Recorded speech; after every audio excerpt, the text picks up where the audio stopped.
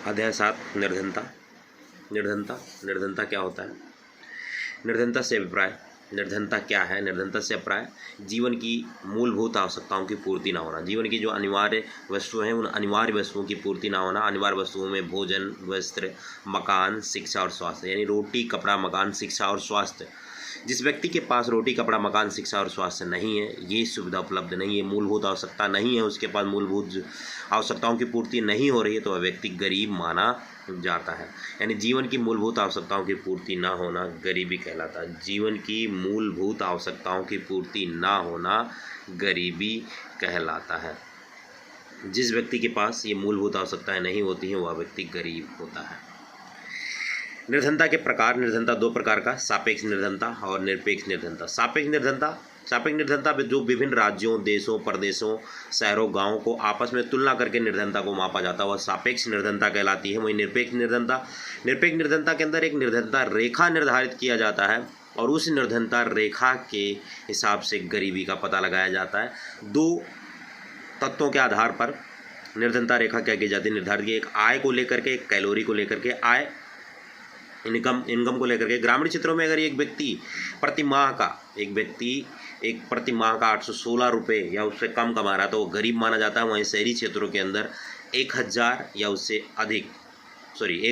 कम कमा रहा है तो वो गरीब माना जाता है, लेकिन अगर इससे ज़्यादा हो जाता है तो वह गरीब नहीं माना जाता। इसी तरह कैलोरी को लेकर के, यानी खाना, कैलोरी को लेकर के यदि ग्रामीण क्षेत्र के अंदर एक व्यक्ति एक दिन का 2435 कैलोरी भोजन क्या कर रहा है, कैलोरी खाने से 2435 कैलोरी क्या कर रहा है, प्राप्त कर रहा है, तो व्यक्ति गरीबी रेखा से नीचे माना जाता है।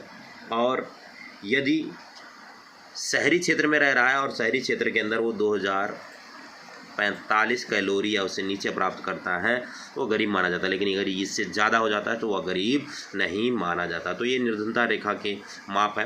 निरपेक्ष निर्धनता जिसमें अंदर एक निर्धनता रेखा निर्धारित की जाती है आय और कैलोरी को लेकर के। तो हमने पढ़ा निर्धनता के प्रकार। निर्धनता दो प्रकार के, सापेक्ष निर्धनता जो विभिन्न देशों, राज्यों, प्रदेशों को आपस में तुलना करके निर्धनता का पता लगाया जाता है, और निरपेक्ष निर्धनता जिसके अंदर एक निर्धनता रेखा निर्धारित की जाती है।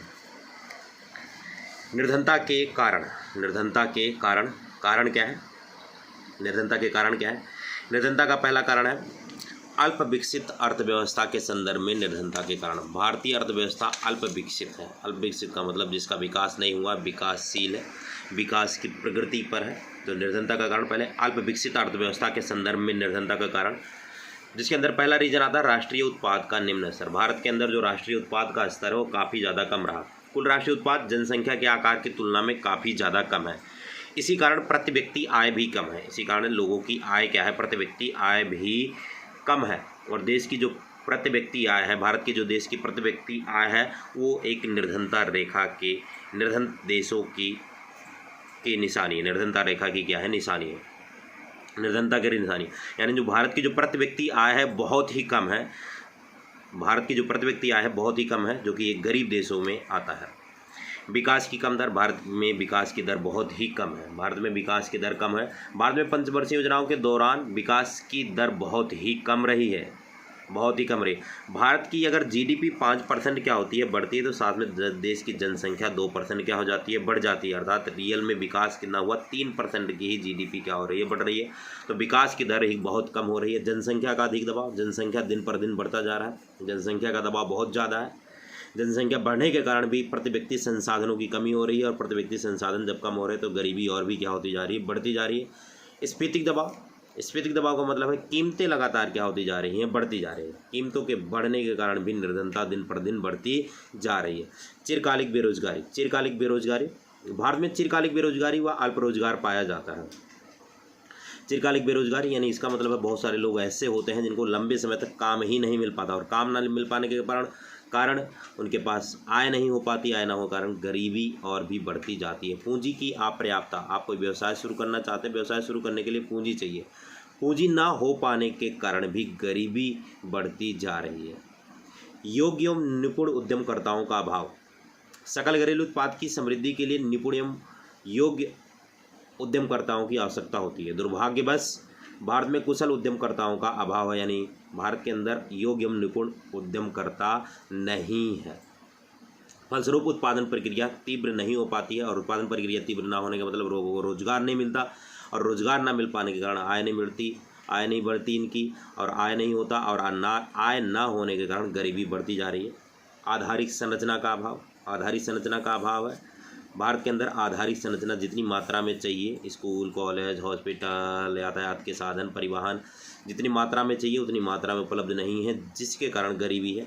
पुरानी सामाजिक संस्थाएं, भारत के अंदर एक और प्रथा है, पुरानी सामाजिक संस्थाएं। हमारे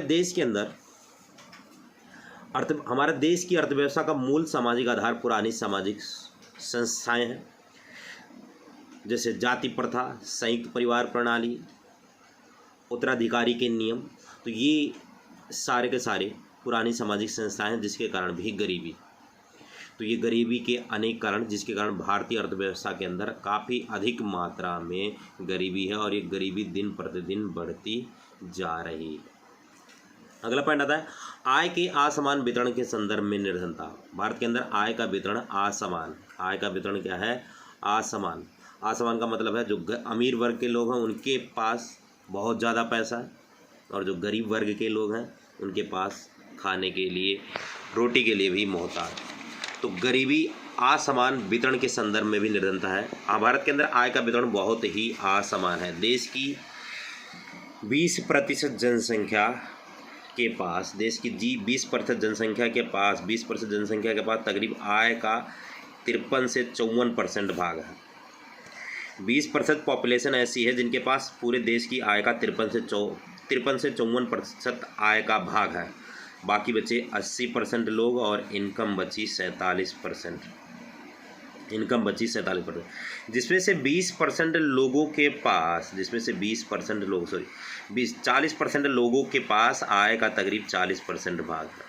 आय का 40% भाग है, और 20% लोग ऐसे हैं जिनके पास आय का मात्र 7% ही भाग है। तो भारत के अंदर जो आय का वितरण है बहुत ही कम है, बहुत ही असमान, बहुत ही क्या है? असमान है, जिसकी वजह से निर्धनता काफ़ी अधिक मात्रा में है। अगला टॉपिक, निर्धनता दूर करने के उपाय। भारत के अंदर अगर गरीबी दूर करनी है तो दूर करने के क्या उपाय हैं? निर्धनता दूर करने के उपाय। तो पहला पॉइंट आता है निर्धनता दूर करने के लिए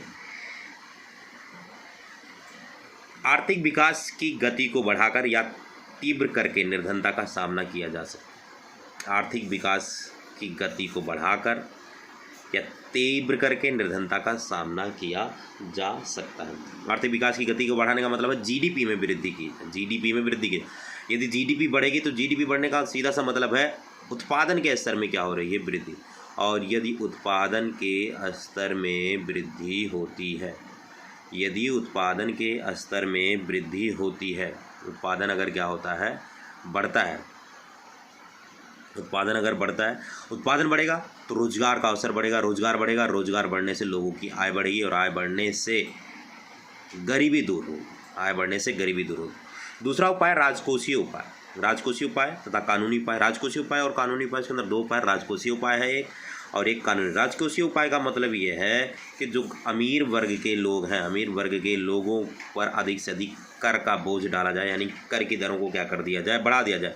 जो अमीर वर्ग के लोग हैं उनको कर की दरों को बढ़ा दिया जाए, और गरीब वर्ग के लोग हैं उनको आर्थिक सहायता दी जाए। आर्थिक सहायता यानी जीवन की जो मूलभूत आवश्यकताएं हैं उन आवश्यकताओं की क्या की जाए? पूर्ति की जाए। उनकी आवश्यकता रोटी, कपड़ा, मकान, शिक्षा, स्वास्थ्य उन्हें मुहैया करवाया जाए, ताकि गरीबी का सामना किया जा सके। कानूनी उपाय का मतलब यह कानूनी उपाय, जो भी मजदूर काम करते हैं, श्रमिक क्या करते हैं? काम करते हैं, उन्हें 8 घंटे की न्यूनतम मजदूरी दी जानी चाहिए। राज्य के अंदर, देश के अंदर फिक्स होना चाहिए। अगर कोई मजदूर 8 घंटे काम करता है तो उसे कम से कम इतनी मजदूरी मिलनी चाहिए, ये निर्धारित कर दिया जाना चाहिए। कानूनी उपाय, तो इस कानूनी उपाय और राजकोषीय उपाय द्वारा निर्धनता का सामना किया जा सकता है। अगला पॉइंट है जनसंख्या नियंत्रण द्वारा निर्धनता का सामना करना। जनसंख्या नियंत्रण द्वारा निर्धनता का सामना करना, यानी देश के अंदर जनसंख्या नियंत्रण कानून लगाना चाहिए। 1 शिशु नीति, 2 शिशु नीति, कुछ ऐसी नीति अपनाई जानी चाहिए जिससे जनसंख्या नियंत्रण किया जा सके। यदि जनसंख्या कंट्रोल होगी, जनसंख्या नियंत्रण किया जाएगा, जनसंख्या वृद्धि दर पर रोक लगाया जाएगा, तो प्रति व्यक्ति संसाधनों की उपलब्धता में वृद्धि होगी, जिससे गरीबी क्या होगा? दूर होगा, जिससे गरीबी दूर किया जा सकेगा। तो ये निर्धनता दूर करने के लिए कुछ उपाय, निर्धनता दूर करने के उपाय, आर्थिक विकास की गति को बढ़ाकर या तीव्र कर निर्धनता का सामना करना, राजकोषीय तथा कानूनी उपाय द्वारा निर्धनता का सामना करना, जनसंख्या नियंत्रण के द्वारा निर्धनता का सामना करना। अगला पॉइंट, निर्धनों की जीवन की गुणवत्ता को बढ़ाने के लिए कुछ अन्य उपाय, गरीबी दूर करने के कुछ अन्य उपाय। निर्धनों की जीवन की गुणवत्ता को बढ़ाने के लिए कुछ अन्य उपाय। तो पहला पॉइंट आता है इसके अंदर, यानी गरीबी दूर करने के लिए कुछ अन्य उपाय। कृषि का विकास, खेतों का, कृषि का, प्राथमिक क्षेत्र का विकास किया जाए। प्राथमिक क्षेत्र का विकास कैसे किया जाए? कृषि के लिए यंत्र लाया जाए, कृषि के लिए यंत्र यानी नई नई आधुनिक टेक्नोलॉजी का प्रयोग किया जाए, कृषि के लिए यंत्र लगाया जाए, उन्नतशील बीजों का प्रयोग किया जाए, HYV सीड्स के प्रयोगों का बीजों का प्रयोग किया जाए, रासायनिक उर्वरक का प्रयोग किया जाए। छोटे किसानों को, जो छोटे किसान हैं, सीमांत किसान हैं, उनको वित्तीय सहायता प्रदान की जाए।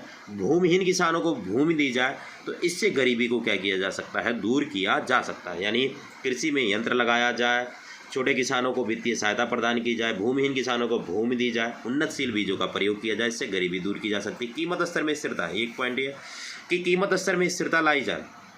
जो कीमतें लगातार दिन पर दिन बढ़ती जा रही हैं, उनकी कीमतें एक जगह पर क्या कर दी जाए? स्थिर कर जाए। अगर कीमतें स्थिर कर दी जाएंगी तो गरीबी का सामना किया जा सकता है। बेरोजगारी उन्मूलन, बेरोजगारी उन्मूलन का मतलब है, उन्मूलन मतलब दूर करना, बेरोजगारी यानी जो लोग बेरोजगार हैं उनको रोजगार के अवसर उपलब्ध करवाए जाए, उन्हें अधिक से अधिक रोजगार उपलब्ध करवाया जाए। यदि रोजगार होगा उनके पास तो रोजगार होने से उनकी आय बढ़ेगी और आय बढ़ने से बेरोजगारी उनकी दूर होगी और गरीबी भी क्या होगी? दूर होगी। उत्पादन की तकनीकी में परिवर्तन, टेक्नोलॉजी में परिवर्तन किया जाए। तकनीकी में क्या परिवर्तन किया जाए? श्रम प्रधान तकनीकी की जगह पर पूंजी प्रधान तकनीकी की जगह श्रम प्रधान तकनीकी का प्रयोग किया जाए। यानी पूंजी, जहां मशीनों से काम करवाया जा रहा है तो मशीनों के काम करवाने की जगह पर श्रमिकों से काम करवाया जाए, कोशिश की जाए श्रमिकों से काम करवाए। इससे रोजगार का अवसर क्या होता है? बढ़ता है। और रोजगार का अवसर बढ़ेगा तो उनकी गरीबी क्या होगी? दूर होगी।